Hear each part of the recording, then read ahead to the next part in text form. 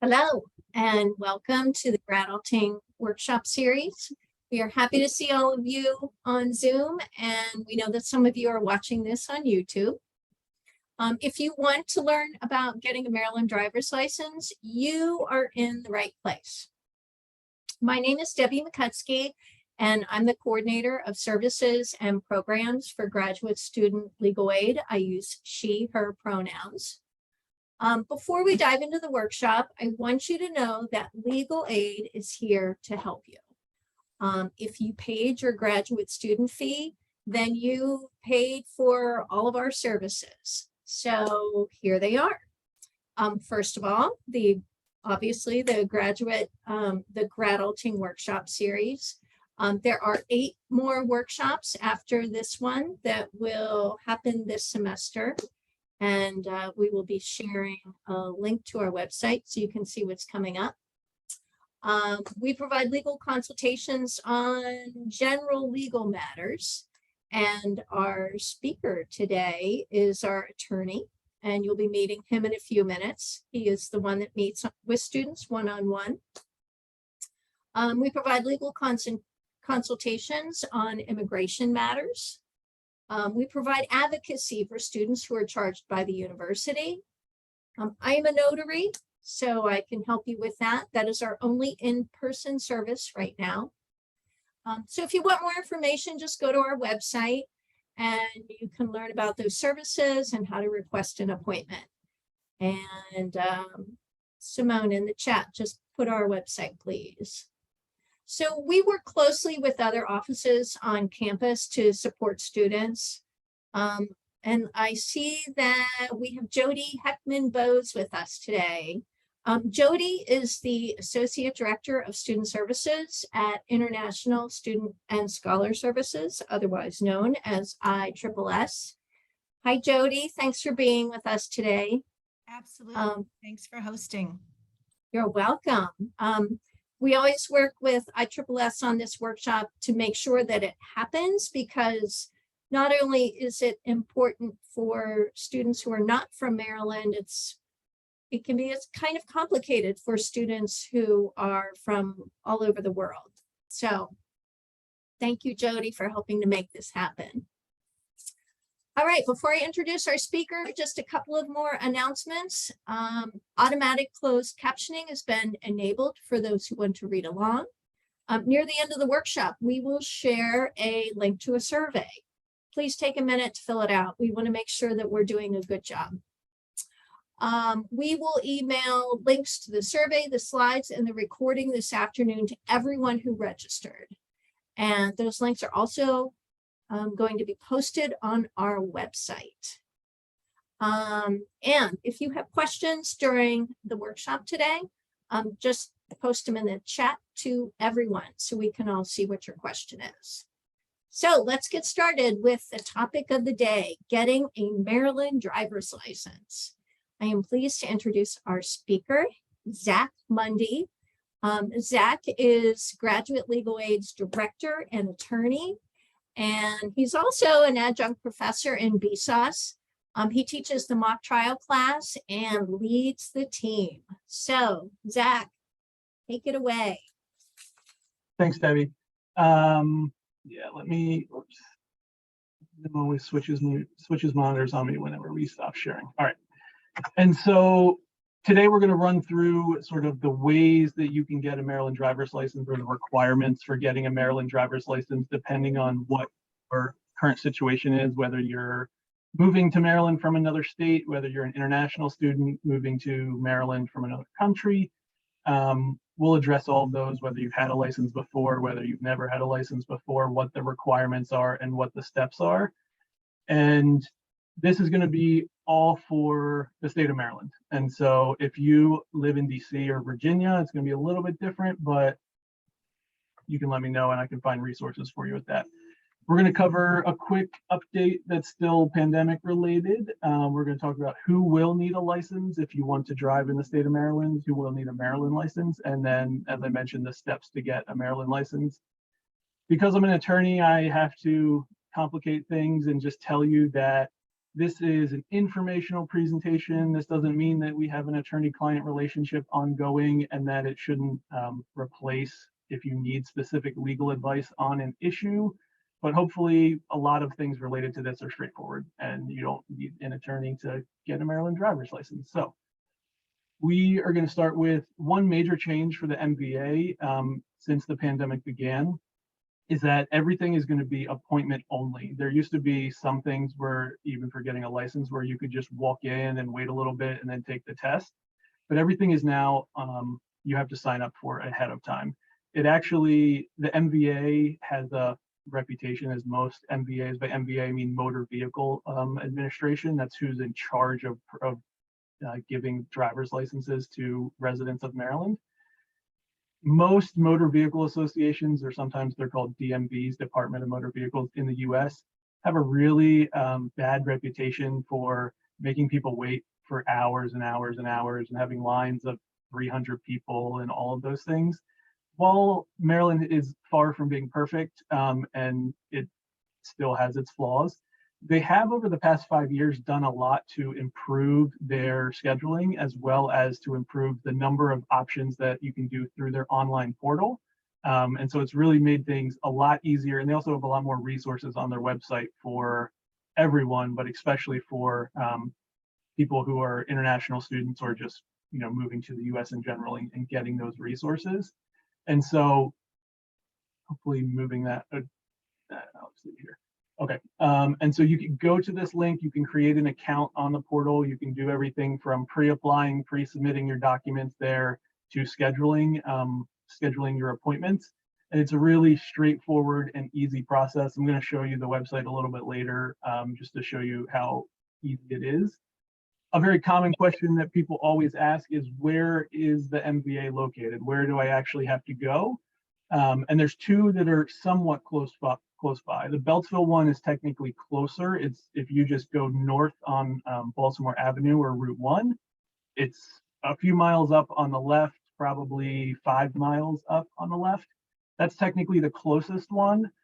Based on sort of student experiences, I've been told that the White Flint one sometimes moves a little bit sooner and so, or a little bit smoother, and sometimes you can get an appointment faster. And so when you're scheduling an appointment, there is no requirement that you go to the closest one. And so be sure to check both of them. You might be able to get a quicker appointment at White Flint, which is in Silver Spring, which is about a 20-minute drive, depending on traffic, as long as you're not trying to go at 8:30 or 9 a.m. in the morning. It might take you a little bit longer then. But those are our two closest locations. But if for some reason you are near Annapolis or near Baltimore, there's a Glen Burnie location, there's a Baltimore County location, there's locations throughout the state. There's no requirement that you go to one close by. It's whatever's convenient for you. You can find all the other locations on their website. The basic general question is, who needs a Maryland driver's license? And so it's anybody who is a resident of Maryland who wants to drive a vehicle in Maryland. Resident is a very loaded word and has a few different legal definitions, but the short definition should be sort of to think, do you live here? Do you reside in the state? And then, is there a reason why you would be a resident somewhere else? If you do not reside in Maryland, say that you live either in Washington, D.C. or Virginia, some of our students do live there and commute from there, then you would not get a Maryland driver's license. You would get either a driver's license in DC or Virginia. And just because you have come to the University of Maryland doesn't mean that you need to switch your license. And so those kind of cover both of those. And same for another country. We're going to talk about sort of the out-of-country licenses in a minute. And so just as if when you get a Maryland license, you can drive anywhere in the US, that's sort of known as the non-residence privilege to drive. You can drive in other states. But if you do not live in Maryland, you're not eligible for one. You get one in your home locale, and then you drive in Maryland. The easiest answer is if you already have a license from another US state. The process is very straightforward. There's something called reciprocity, where all the states allow you to, they sort of have an agreement that if you're in good standing in that state, then they'll let you switch over to the new state and get a license where you have moved. If you, as it says there at the bottom, if your license was suspended, revoked, or canceled, or refused, there's a few different other technical terms depending on which state you're in. If you're not in good standing, like your license is currently not valid or is suspended and revoked, then you're not going to be able to get a Maryland license. But as long as you don't have one of those problems, then you can get a Maryland license. Some people ask, do I have to get a Maryland license? You know, I possibly went to undergrad in another state and I'm moving here, or maybe I just have been living in another state and just moved to Maryland. You do not have to, as long as you sort of maintain your residence in that previous state or home state, however you refer to it. And so that could be maintaining a primary residence there, owning property there. You would then continue to pay income taxes in your home state, as opposed to registering as a resident of Maryland. Or if your family still lives there, even if you're not the one who owns the home, you can use that as a primary residence. And so for those situations, you may not have to get a Maryland license, but you can choose to. If you say, actually, I want to become a resident of Maryland. And so the two sort of, other than license, the two things where residence may matter, well, I guess also in-state tuition, if you're eligible for that, are usually where are you paying taxes and where are you voting. And so if you plan to pay taxes in the state of Maryland instead of the state you came from, and sort of establish your residence here, and you want to vote in the state of Maryland, then that's what you're becoming a resident of the state. So then you would have to get a Maryland license. Or if you just want to do those things, then you can change your residence to Maryland. For questions about in-state tuition, that's very complicated, and that's what the registrar's office is for. And that's a whole nother slideshow. And so when you're converting an out-of-state license, you don't have to take sort of the two main things that are the hardest, or the hiccups, or sort of the knowledge test, which is just a test to know the rules of the road, as well as a driving skills test. All you have to do is take a vision screening test, and you can convert your out-of-state license to a Maryland license. It's pretty straightforward. You are supposed to do it within 60 days of becoming a resident of the state of Maryland. There is a little bit of leeway there in that there's not a lot of penalty if you wait 75 days or something like that, but you want to do it quickly, unless there's some reason that you do not want to. And you just want to make sure that your out-of-state license is still valid or has expired less than a year ago. That's how you get exempted from those additional testing requirements. If it has been expired for more than 1 year, you do have to take the knowledge test, which is a written exam where it's on a computer now, but a knowledge test about the driving rules, as well as the skills-based test where you're actually in a car showing them that you can drive safely. If you had begun the process in another state and have a learner's permit from the other state, unfortunately, you can't transfer any of that to Maryland. You have to start over again and apply for a learner's permit again in the state of Maryland. If you have a license from another country that is not the United States or is not a US territory, it is valid for 1 year in the state of Maryland. And so if you're here for a short program, maybe you're doing a 1-year master's program, or even some of our graduate certificate programs or something like that, you can keep your license for 1 year, and it is valid. With that said, even though that's what the law says, some police officers don't have experience in that. It's not often that they are pulling over international drivers, and sometimes they're just being a pain, as some officers in the US want to do sometimes.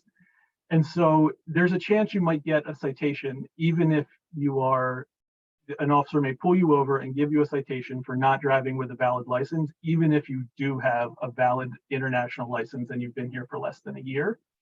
If that's the case, let me know. I can provide you the resources that when you go to court for your citation, you can notify the judge and say, I have been here less than a year, I'm still on a valid international license, and you won't face any consequences. It's still frustrating that you have to go to court for that, but just because the officer wasn't properly informed, but it has happened. Don't let it stress you out too much, and we can help you.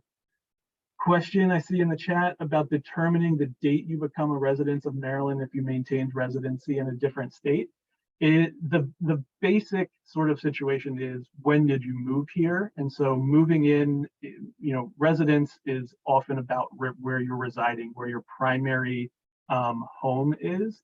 And so it should be within 60 days of you moving here. If for some reason you're temporarily maintaining residence in your home state, maybe you don't want to have to complicate your tax situation, and so you're saying, for the first semester I want to be a resident of my home state, and then come January I'm gonna switch everything over and apply for a license in Maryland and register to vote in Maryland, like those sorts of things. Then you can sort of take those steps. But if you're moving to Maryland and there's not any sort of change of circumstances in the future, then usually the date you move to Maryland is sort of the triggering event that begins your residency, or being a resident of Maryland. And so if anybody has any questions, feel free to put them in the chat. I'm trying to monitor it. That's why I'm looking to the side sometimes, as well as just looking at the presentation. But feel free to interrupt, and we can try to answer them as we go along. So that was so we've now talked about out-of-state licenses. Now we're talking about out-of-country licenses. So if you have a license from your home country, you can convert it to a Maryland license by doing four things. There's a basic vision screening, which takes 3 minutes, that you do in person, and they just test your eyesight. Then there's the knowledge test, which is a written test. You have to demonstrate your knowledge of the rules of Maryland law when it comes to driving. And there's also a driving skills test, where you are in the car with someone from the MVA, and they are making you do certain things, driving safely, parking, all very basic tasks, just to demonstrate that you can drive safely. There are a few exceptions. There's also a 3-hour drug and alcohol program, which is an online course you can take, that there's information from the MVA as to where you can take that course. If you are from Canada, France, South Korea, Germany, Taiwan, or Japan, then there are less requirements. There are agreements with those countries where you will not have to take the knowledge test or the driving test, as long as your license is valid in those states and has not expired. Japan actually has one other exception, that it can be expired for less than a year, but the other ones, it's more strict and has to be valid and not expired yet. And if that's the case, then all you have to do is take the short vision screening and the 3-hour drug and alcohol class, where you learn about not drinking and driving, and not taking illicit substances and driving as well. And then there's also more information sort of recapping this on MVA's website. We're going to give you all the slides after the fact, so that you have all these links and can just use them and go through it pretty easily. There is some additional hurdles for international applicants, is that the documentation that you have to provide is different than what a US citizen would have to provide. And so they want to verify your status in the US and in the state of Maryland first. And so you're going to have to submit your I-20 and your I-94 and have your passport and all of these things that you can submit ahead of time, because they do actually reach out to the State Department and USCIS to verify the documents. And so if you were to just schedule an appointment to apply without pre-submitting, you'd go in and they'd essentially take your documents and then say, okay, now you need to schedule another appointment to come back after we verified your documents. And so to save yourself the time and the trip to the office, you can pre-submit them through this save system. And great, ISSS has new information, which you can use their link as well, which is probably covering the same stuff. But if you misplace our PDF, you can always use that. Going backwards. Okay, and so talked about out of state, out of country, and here we are back to save. And so submit those documents ahead of time to make sure that they're verified. It'll just save you a headache. What documents do you need to do this? There's sort of 4 categories, and they each accept multiple types of documentation depending on what you have, but it's probably going to be standardized. The proof of age identity is going to be your passport if you're an international student. If you're a domestic student, it's just going to be your previous driver's license or state issued ID. If you don't have that, then it can also be Social Security card or birth certificate, things along those lines. Lawful presence is for international students, and so that's going to be the documentation we just talked about on the last slide. One sort of hiccup for some of our international students is you do have to submit your Social Security number, or, which a lot of you are not eligible for, a letter of ineligibility. And so you actually just apply for a Social Security number, knowing they're not going to give you one, and then they will send you a letter saying you're ineligible for a Social Security number, and then you use that letter to take to the MVA. It doesn't make a lot of sense to me, but that's just how it works.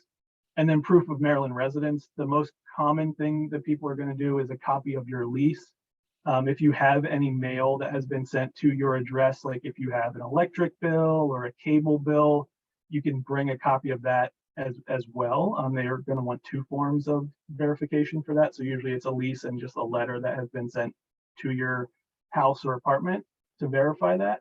And then through the online portal, when you're going through to either pre-apply or submit your saved documents, you will have a whole list, and you just click which ones you have. There'll be 20 different options. You pick which one you have, and then you can upload it and submit it straight through their portal. A little bit more information about the Social Security Administration and the letter of ineligibility. It is, as I mentioned, it's just a letter that the SSA will give you to say you can't get a Social Security number, and you just do the normal process that somebody applying for a Social Security number would go through. And to do that, you can schedule an appointment with the local office. And you're just going to need sort of the same documents over again that we just mentioned. You're going to want to bring your passport, your F1 visa, your I-20, your I-94. And then it's also helpful to bring your student issued, your UMD issued student ID. The closest Social Security office is in Seabrook, Maryland, but there are a few others in the state or in DC, depending on where you're living. You can just go to the website and find the closest ones. And then they also have a PDF for international students, specifically kind of describing the process and saying when you may be eligible, but likely that you're not going to be eligible.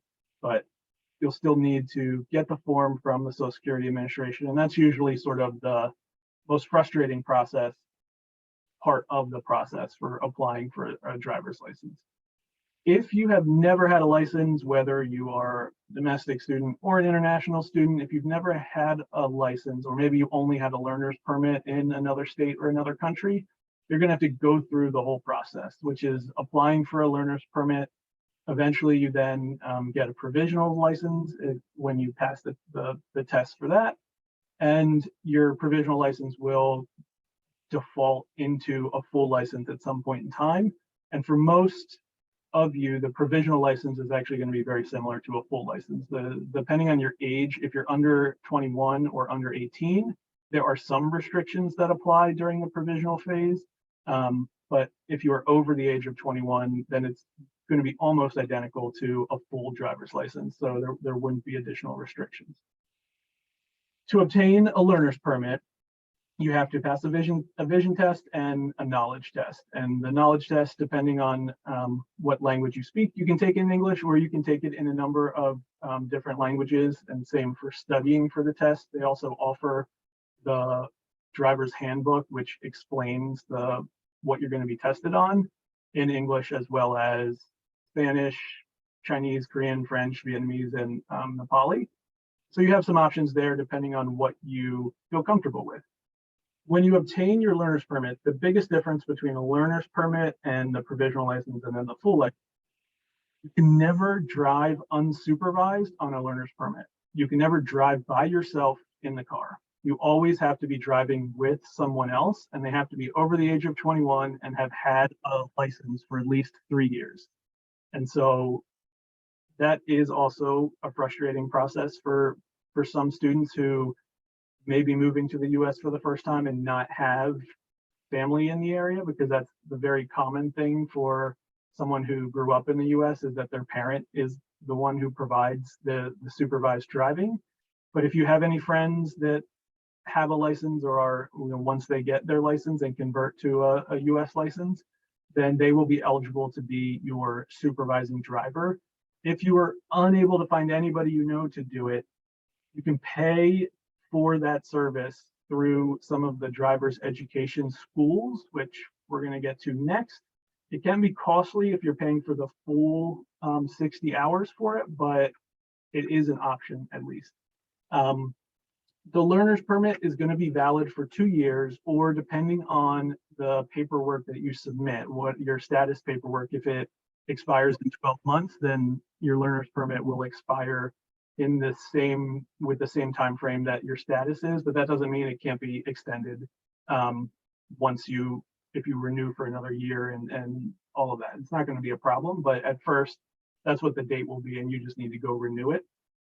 Once you receive your learner's permit, which, as I mentioned before, all you need to do is pass the vision test and a knowledge test. Get your learner's permit. You then have to take a driver's education course.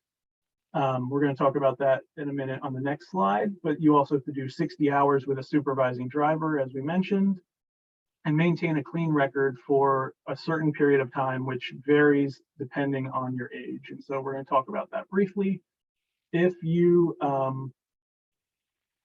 by a clean record, it means you can't get a speeding ticket or a moving violation or be driving unsafely and get pulled over and be issued a citation and then found guilty of that citation. If you're under the age of 18, it's 9 months that you have to have a clean record. If you are in the 19 to 24 age range, then it's only 3 months. And if you're 25 or older, then it's just 45 days. So it's not too cumbersome of a burden for the amount of time that you have to have a clean record, or the amount of time you have to wait before you can then apply for the provisional license. Driver's education is an not intensive compared to graduate school, but it's 30 hours of classroom instruction, which is more than most people would like it to be, as well as 6 hours of driving time with a licensed teacher from the driving education school. There were options to do this course online. The last time I checked, that is still available under Maryland law. Previously, it had to be in person, but due to the pandemic, they allowed it to take place online. I haven't seen anything change back yet, but that doesn't mean a month from now it will change back and they say you have to go back to doing it in person. And so you can possibly still take the 30 hours online, though the 6 hours of driving instruction is you in a car with someone from the driving school. It's not offered by the MVA, but the MVA approves and certifies the driving schools. It's also not something that UMD offers. So you have to pay a private company to do that. And there is a list of those that is provided on the website for the MVA. And so there's a link to that. There's hundreds of schools around Maryland. There are ones in College Park or Hyattsville or Greenbelt or Belfair in the sort of surrounding communities. There will definitely be one very close by to you. And that's just pretty much a duplicate of that same slide. And so, excuse me, you will be given a practice logbook. And so that will be what you track your 60 hours in, and your supervising driver sort of has to sign off on all the times that you've driven. And then you submit that to the MVA as proof of your 60 hours of practice time. As I mentioned before, you have to have a supervising driver in the car at all times when you are on your learner's permit before you have a license. To get your provisional license, this is when you have finished all of those, you've finished your driver's education course, you've done your 60 hours of supervised driving. At that point, you can apply to take the driving skills test to get your provisional license. The few things that you need to know: you do have to provide the car the MVA does not provide the car that you're taking the test on. And so if you do not own a car, then you need to find someone who has a car, and you can also rent a car for that time period. But if you are renting a car, they make sure that you are they require that you are the name on the rental agreement to prove that you are authorized to drive the vehicle. The test will be taken at the MVA with MVA staff. They will get in the car with you and instruct you what to do. Depending on where you take it, some of them have a course where you drive around in a blocked off parking lot and they tell you what to do. And others take you out on the road, and some of them do a little bit of both. It's important to know that people fail the driving test, and that's fine. Like, it happens. It's not uncommon. It's not something that anyone is ever going to find out about unless you tell them. After you fail, you can go back the next day and take it again and try again. If you fail twice, you then have to wait a week. And so then it's sort of a week between each failure, because they want you to take additional time to learn new skills. But it's okay if you fail. Don't beat yourself up over it. It happens. It's not a big deal. It doesn't sort of cause any blemish on your future record or anything like that. You also have to take the same 3-hour drug and alcohol class that everybody else had to take earlier that we mentioned. But once you do that and pass the test, your learner's permit can become a provisional license. Depending on if you have been licensed in the past, then you may or may not, there's different time frames for how long your provisional license will be. And as I mentioned before, if you're over the age of 21, it doesn't have a huge impact there's no real restrictions. But if you're under the age of 21, then there are some restrictions about driving after midnight, driving with other people under the age of 18, that sort of thing, where they're trying to prioritize safety and eliminate distractions. But for most of our graduate students, the provisional license doesn't really encumber your options. And so how long do you need a clean record for before it becomes a full license? As we mentioned, is probably going to be 18 months if you've never had a license before, but it could be shorter if you have previously been licensed. All of the information that I just gave you is also available on the MVA's website at mva.maryland.gov. And then if you're a more technical person and want to read the actual law, we provided that as well. And then this is just our information about graduate legal aid. If you have any hiccups or specific problems, let us know, or if it's something about your paperwork or documentation, that's something that ISSS might be able to help you with to make sure you have it or make sure that all your paperwork is in order. The difference between converting from an international license and starting from scratch is starting from scratch, you have to get a learner's permit, which means you cannot drive unsupervised during that whole time. And so that's sort of a big burden. And the second is you are waived from the driver's education class, which is 30 hours of classroom time and 6 hours of driving, as well as the fees associated with paying that, because as I mentioned, it's run by private companies, which are driver's education schools. And so you do have to pay for that. Last I checked, I think the prices were in the $400-ish range. But it's going to vary by school. I don't know if the pandemic has changed that sort of pricing or made any schools close down or anything like that is, lessened competition and allowed them to increase pricing and stuff like that. But hopefully that's what you get exempted from. You still have to take a knowledge test and a driving test, but you're exempted from the learner's permit stage where you have to drive, be supervised at all times, and also have to take a driver's education course. I'm going to briefly show you the part of the MVA website to show you how easy some of the portal stuff is. And so once you sign up, you can log in, you'll sign up, you'll create your own account, so it'll be a little bit easier. But you can pre-apply for your license or permit and go through the process. And it will really tell you almost every step of everything. So it'll say, you've clicked the right thing. If you're applying for a state ID or a moped permit or learner's permit or commercial or non-commercial driver's license. And so what are you going to apply for? Maybe you're applying for a driver's license. Do you currently have a license or ID from Maryland? No, because maybe you just moved here.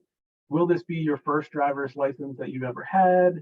Let's say no, so that, you know, what country was your previous license from? If it's from the US, easy enough, but you can also be from any other country in the world. Maybe you're from Poland. How long did you have your previous license? Maybe 12 to 18 months. And then they're asking if you have any out-of-state license as well. You don't, because you just moved to the US for the first time. And then they're going to ask you for your identifying information. And once you type that in, the next step is going to be asking you for some of your documentation and telling you what the options are. And so it really is a pretty straightforward process where they walk you through step by step and give you sort of guidance, as opposed to the way it used to be, which was kind of just showed up at the MVA and they told you what you needed, but if you didn't look ahead of time, you may not have it all with you, and you have to go back a number of times. And so luckily it has been simplified, and you can avoid all of that hassle, because you'll get those requests on the front end, and you just have to pick, you know, you could have picked learner's permit at the beginning instead of driver's license, and it'll ask you similar questions but slightly different. And so it is a pretty easy process using their online portal.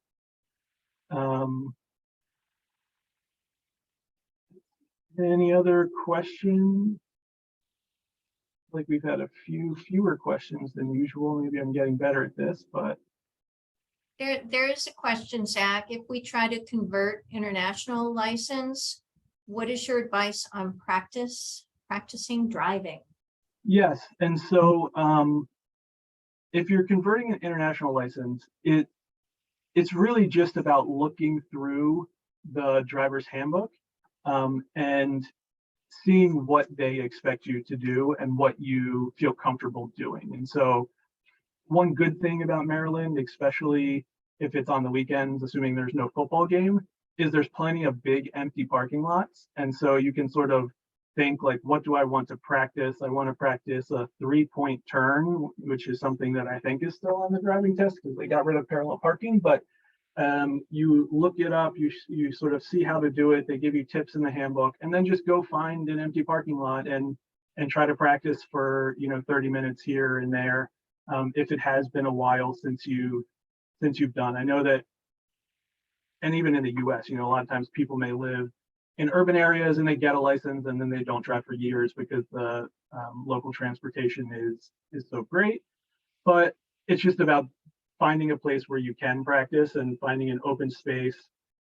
If you have friends that you trust and are comfortable with, sometimes having someone there in the car with you, maybe if you're thinking, I've never really driven on large roads with lots of cars, like the Beltway around DC, then you can have a friend with you in the car to help talk you through and make sure that, you know, your nerves don't get the best of you, which is sometimes something that occurs when you're a little bit less experienced with driving. And all of those sorts of things can help you practice. It's not, it's a test that people do fail, but it's usually because of those small things about nerves, or just making sure, you know, that you didn't check your blind spot. Parallel parking used to be a thing so that people couldn't park within the number of inches of the curb, that sometimes you'd be 8 inches away when you're supposed to be within like 5 or 6 inches. I forget what the exact standard was. And so it's really just about same thing that sort of has led you to success to make it to graduate school. Like, determine what the parameters of the test are going to be, and then practice those very specific things. And you should be fine. And then if there's a hiccup and you fail, it's okay. You can go back the next day and try again.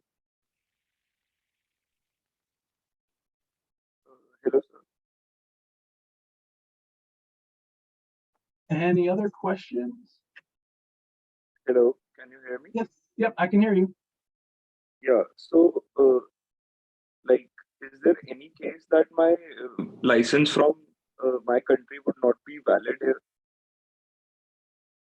There should not be any reason, as long as it is a valid license from your country. The only complicating factor is your license in English, which a lot of them aren't if it's not from an English speaking country. And so you can go on, and on one of the earlier slides, at least we used to have it, I think it's still there. There was information about making sure that you have a translation of your license. Where were we? Yep. And so if you have an out-of-state license, to sort of make sure that you're getting the benefit of that 1 year period, you do need it to be translated into English. And so you would have an additional document with it. And so you can do that through the MVA has a list of approved translation services that can do that on their website. And so that's all you would have to do is get your home country license translated into English, and then it'll be valid for that 12-month period. If you are going to be here for longer than a year, then you should kind of just apply now. There's no real reason to wait because you're going to have to go through the hoops anyway. And you can avoid potential problems with the uninformed officer. But if you're only going to be here for a year, then it will be valid under the law for that 12-month period. If you go abroad and come back, it does not reset. It deals with, so it also kind of depends on how long you're going abroad. If you are remaining a student, but maybe you're going home for the December, January timeframe, that's not going to be significant enough.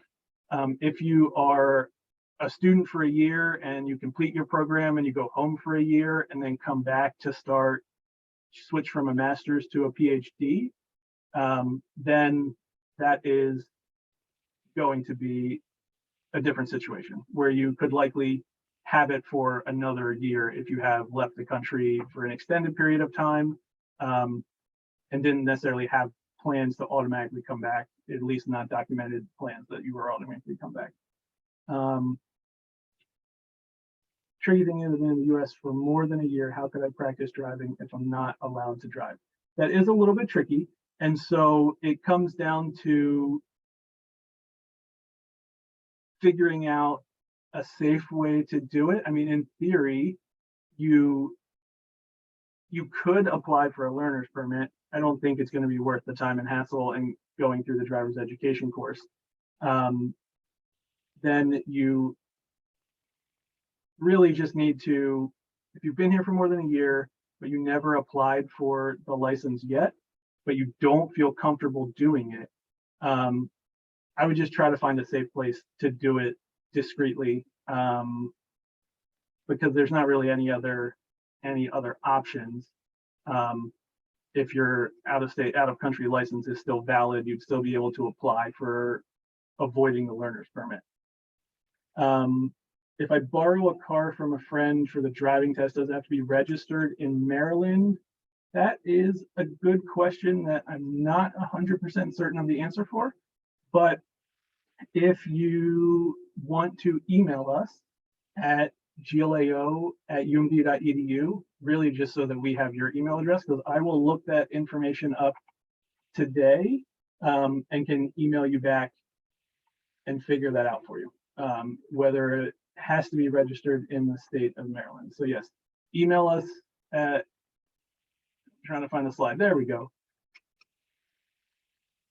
Could we rent a car with a learner's permit or international license here? The learner's permit, probably not, but in international license, you likely can. It is dependent on the company that they sort of have a choice whether they want to do it, but most will, especially in DC, you have lots of people who, there's a large international community, both of students and non-students. And so there's nothing that should be a hindrance if you have a valid out-of-country license. The learner's permit, they likely will not rent to you. They would want to rent to the supervising driver. But I guess it's probably going to, so what you would do is you would just be listed as an authorized driver on the rental agreement. So as long as your name is on there as an authorized driver, you'll be okay. And so they may want to sort of co-rent it out to you and someone else to make sure that you're not driving it without them. We are recording the meeting and it's going to be posted to YouTube within a day or so, and then we will email the link when we email the slides. So you'll have a link directly to the presentation and be able to watch it through our YouTube channel.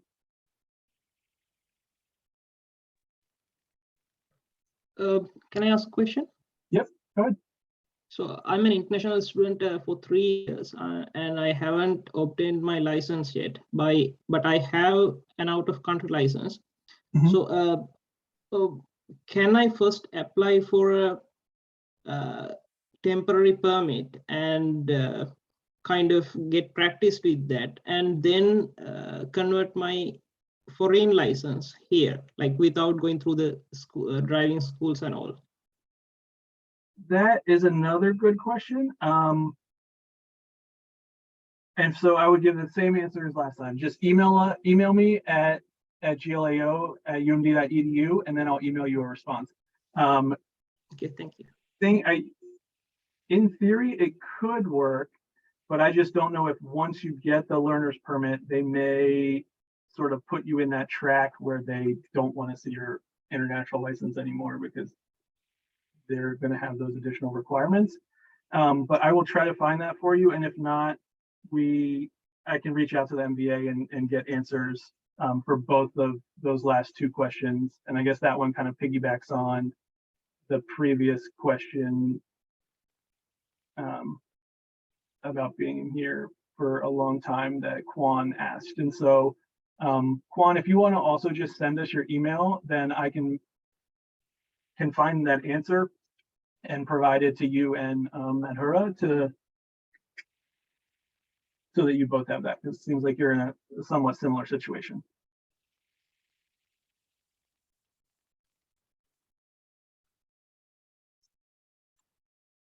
Any other questions?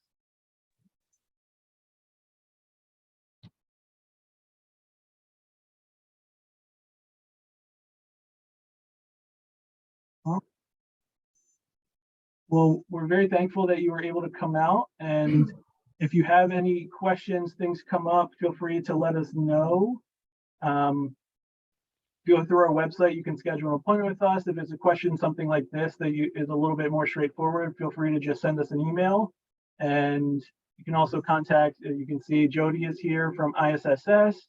She's also a great resource on a lot of these similar questions. So feel free to reach out to GLAO or ISSS, and we're here to help you with this transition. And hopefully you're enjoying your semester so far after two weeks in, I guess.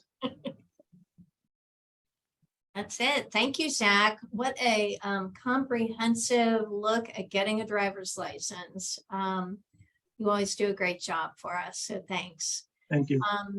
Thank you to Jody and Katrina, who are here from ISSS. Jody, do you have any words of wisdom to share? Or just say hello so people can put a name to the face. No words of wisdom. Zach really covered it, but hopefully everyone's having a great start to the semester, and visit us if you have any questions. All right. Well, it was good for us to spend some time together. I just want to remind everyone, please complete that survey. The workshop next week is a presentation from GSG, Grad Student Government. Their president, Joey Havoc, will tell you how they can help you. So sign up for our newsletter so you can get the latest news from Legal Aid, see what next week's workshop is. And that's it for today. Everyone have a good week and let us know how Legal Aid can help you. Bye.